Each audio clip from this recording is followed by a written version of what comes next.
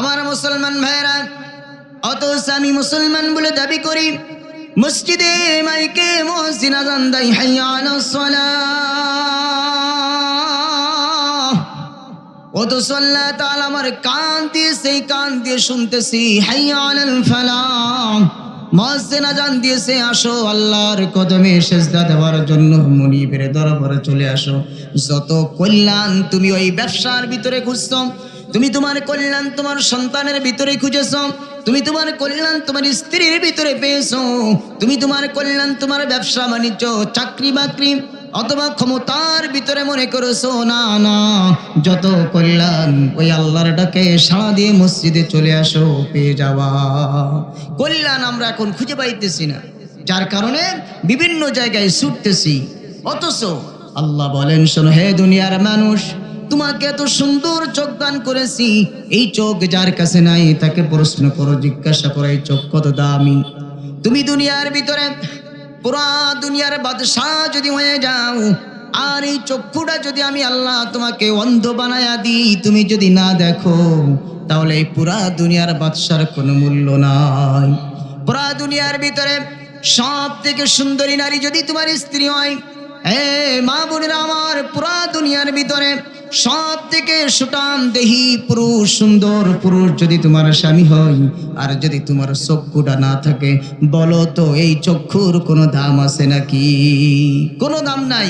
এই এত সুন্দর স্ত্রী, এত সুন্দর সম্পদ মালিক, কোনো দাম নাই যদি এই চোখ না থাকে। অত চোখ দেওয়ার পরেও আমরা ওই আল্লাহর কদমে সিজদা যাওয়ার জন্য মসজিদে যাই না, উলামা একরামের সান্নিধ্যে যাই না, মাহফিলগুলোতে যাই না, তাহলে এই চোখের নিয়ামতের শুকর আদায় কি হয়? আর সুবহানাল্লাহ বললে কি লাভ? আল্লাহর নবী বলেন, বুখারীর riwayat, আল জান্নাতু কিআন। বেশি বেশি সুবহানাল্লাহ, আলহামদুলিল্লাহ, আল্লাহু আকবার, লা ইলাহা ইল্লাল্লাহ বলবা, কারণ হলো তোমার আপনার জন্য আল্লাহ তাআলা যে জান্নাতটা তৈরি করে রেখেছেন।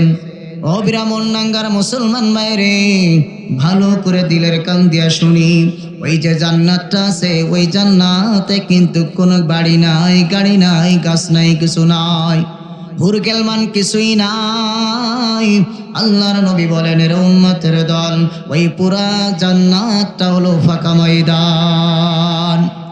তুমি ওই জান্নাতের ভিতরে যখন দুনিয়ার ভিতরে সুবহানাল্লাহর আওয়াজ দিবা, তো সেখানে একটা গাছ হয়ে যাবি।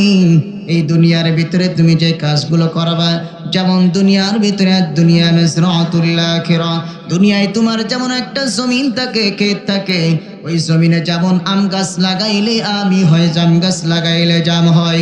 যে যে ফসল করবে, কেউ যদি ধান লাগাই তাহলে গম পাই না, গম লাগাইলে আমও পাই না, যে যা লাগাইবে তাই পেয়ে যাবে।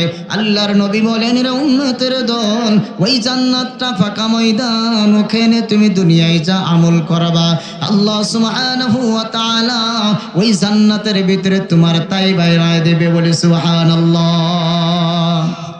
ভাইরা আমার, এই জন্য রমজানুল মুবারক মাস সামনে আসতেছে। এই রমজানুল মুবারক মাসে কোরআন কারীম নাযিল করেছেন কে? আওয়াজ দিয়ে বলেন কে? রমজান মাস আল্লাহ তাআলা আমাদেরকে দান করেছেন কি এমনি দান করেছেন নাকি? আওয়াজ দিয়ে বলেন। রমজান মাস এমনি দান করেননি।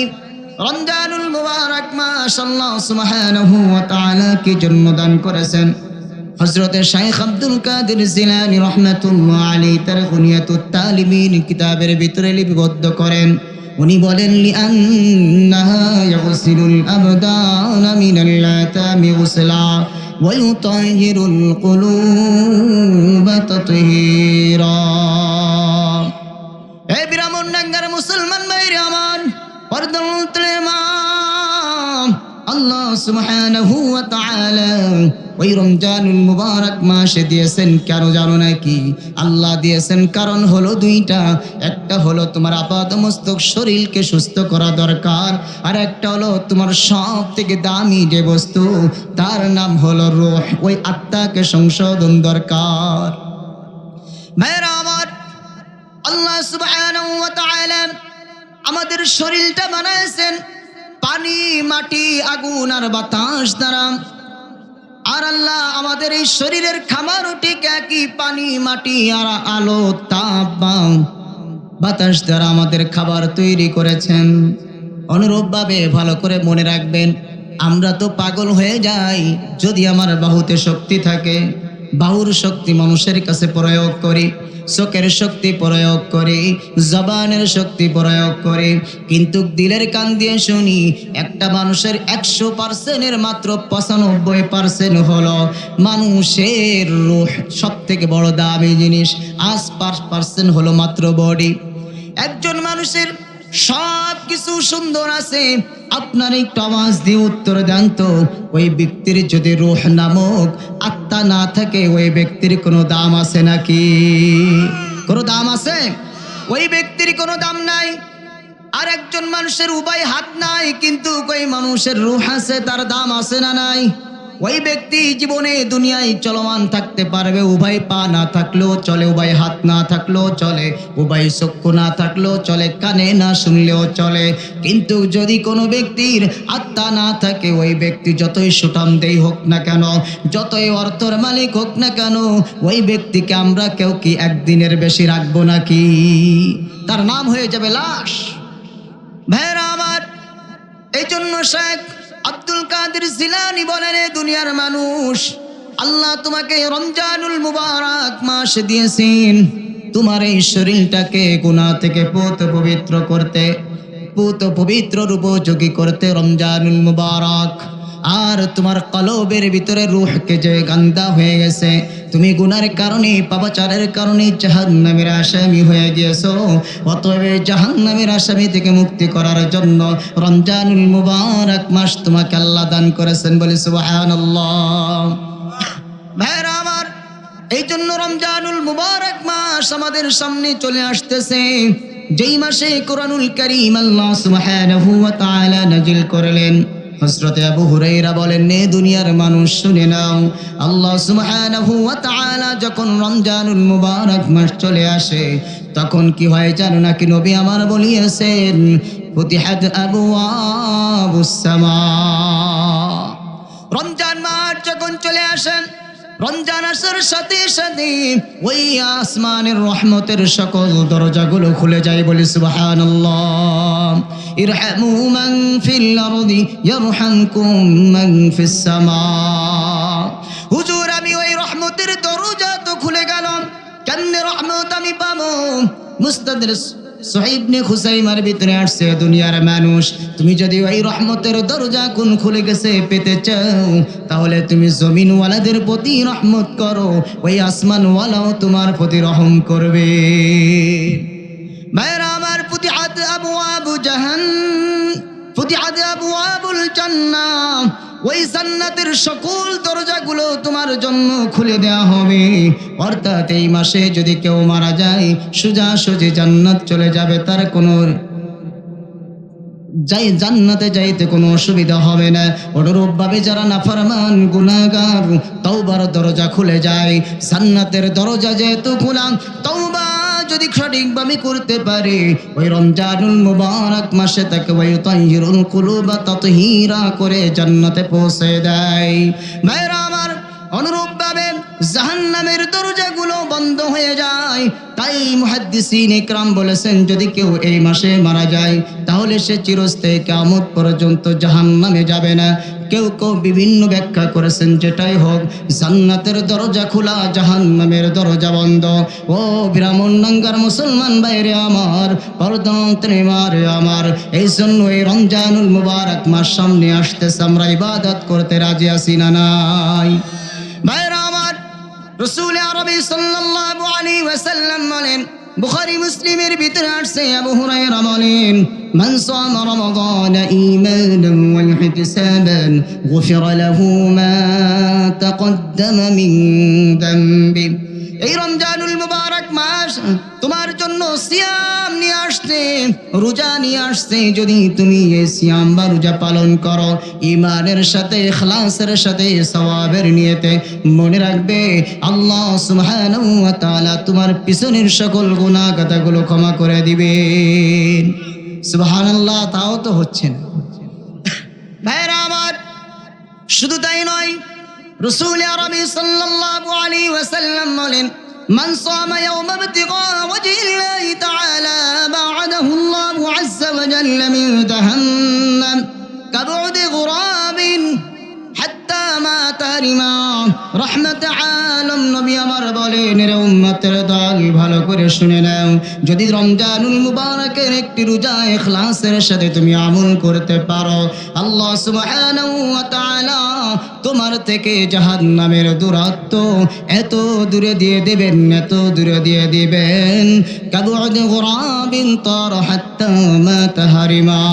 রহমতে আলম নবী আমার বলেন, রে উম্মতের দল, একটি কাক জন্ম হওয়ার পরে ওই বুড়ো হয়ে মৃত্যুবরণ করলে অবিরাম যত দূর উড়তে পারে উড়ে যত দূরত্বে যেতে পারে, তোমার থেকে জাহান্নামের দূরত্ব আল্লাহ তত দূরে দিয়ে দিবেন।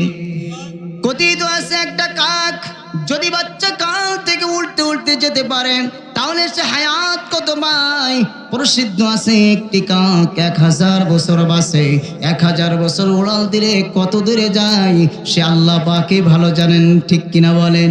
আল্লাহ বুঝাইতে চাইলেন দুনিয়ার মানুষ, রমজানুল মুবারক মাস সেটা দুনিয়ার কারোর জন্য রাখা হয় না, রমজানের রোজা মানুষ আমার জন্য রাখে।